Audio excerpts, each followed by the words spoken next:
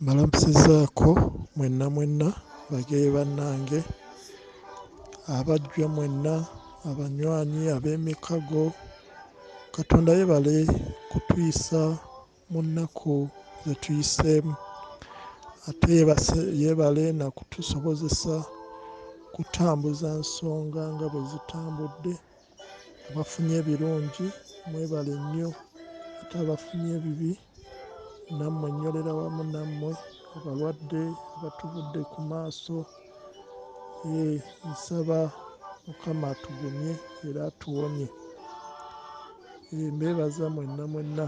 Ntuuse ne pulogulaamu yaffe Manya ku kika ky'Engeye oba ebyafaayo by'ekika ky'Engeye, nga nze atuuse ye nze Ssalongo Luwalaga Munzi, munzirizanga abaana n'abazzukulu wano ku lusozi Ejjeza, era nga bulijjo ndi mutabani w'omugenzi Yozefu Kibirige, ng'ate ndi muzzukulu wa Kosima Kibombo ne bajjajjange bangi be mbadde nga mmenya sibeerabidde, nga nsibuka mu kika ky'Engeye Ebukojja bwa Kkobe, Ebukojja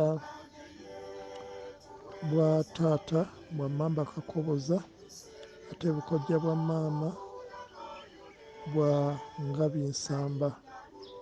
Awo nno ne mba nga ntambulira mu bika ebina. Olwaleero olunaku lwa Nagawonye mu lunyaanyimbe lwe tuyita Friday, essaawa tuli mu yakalasa-mayanzi, obudde bukyali bwa ku makya. Enzingu nno ziri 23, tugenderedde Dimansi tuli mu ya 38, ezzooba oba omwezi tuli mu gwa Mutunda Septemba, eddaaza tuli mu lya 2022. Bannaaye temwerabira kukuba mubala gw'Abageye, anti oguvuga nti tatuula assulumba bussulumbi, tutu lifumita likyali tto. Bwe likula lifuuka lusenke. Olwo nno olusenke ne lukozesebwa mu kusereka ennyumba ze tusulamu, ate ne mu kusogola omwenge oba embidde, omwenge omuganda. Ogwo nno nga bajjajjaffe gwe baakozesanga okuwasa abakyala.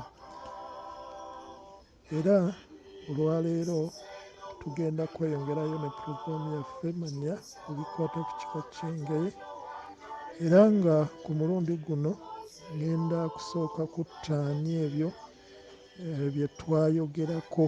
Waliwo ebibuuzo ebyabuuzibwa, ebyo bye ngenda okusooka okutta olunaku olwaleero, then n'oluvannyuma ate tunaalaba ekinaddako.